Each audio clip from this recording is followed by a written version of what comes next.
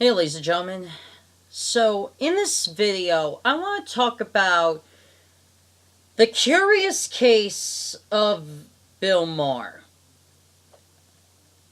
If most of us know who Bill Maher is, but if you don't know who Bill Maher is, he's a comedian who became a political pundit, and most people, including myself, could give or give or take him. Um, because can be a snob.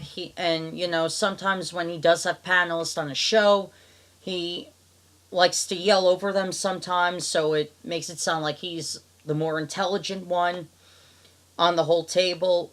But that's who Bill Maher is in general. But he is a funny comedian, so his comedy is not bad. He just has a different take of comedy than other comedians do. But as a political pundit, he could be a bit of an annoyance because he doesn't know everything either. But that's besides the point.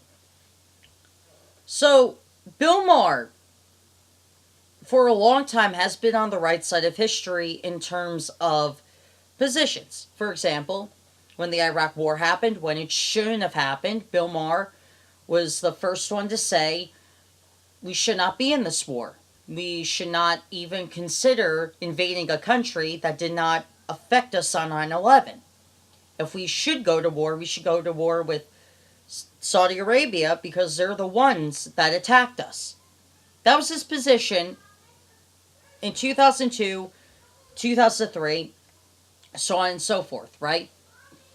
But when President Trump signed the executive order, I think, he signed some type of legislation to pull out the American troops in Syria,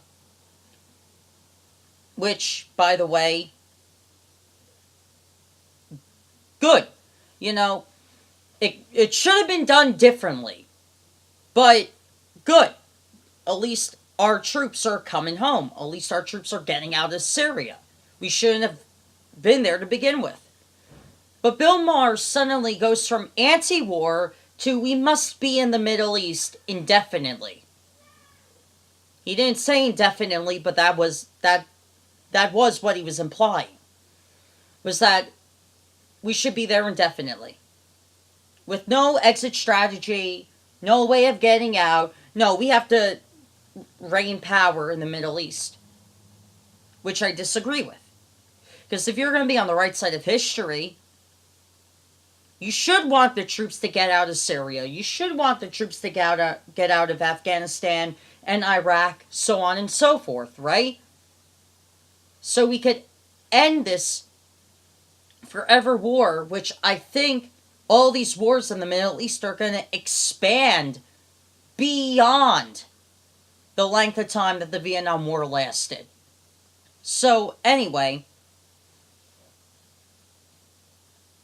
why do I bring this up?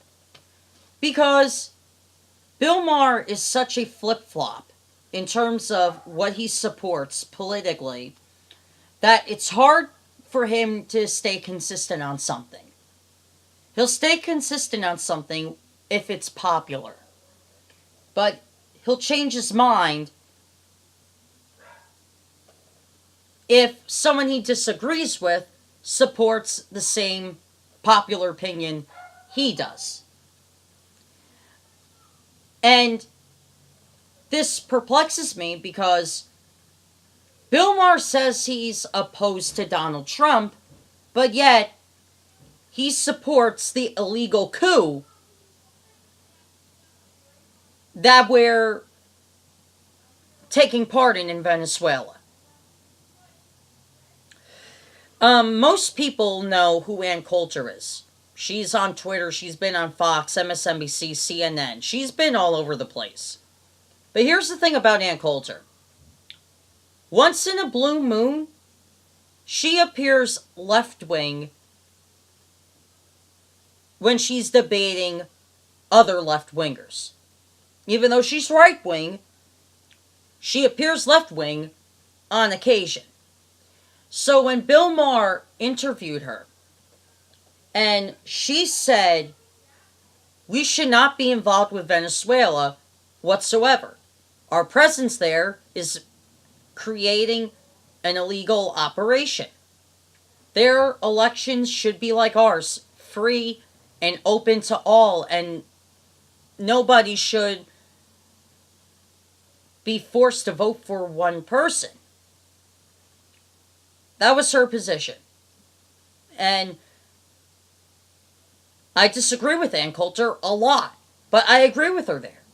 Because if you're going to have a country that has somewhat of a democracy, in Venezuela, prior to this last election, had somewhat of a free democracy. And we never got involved with their elections prior. So their elections were always free and open. They were never mandatory.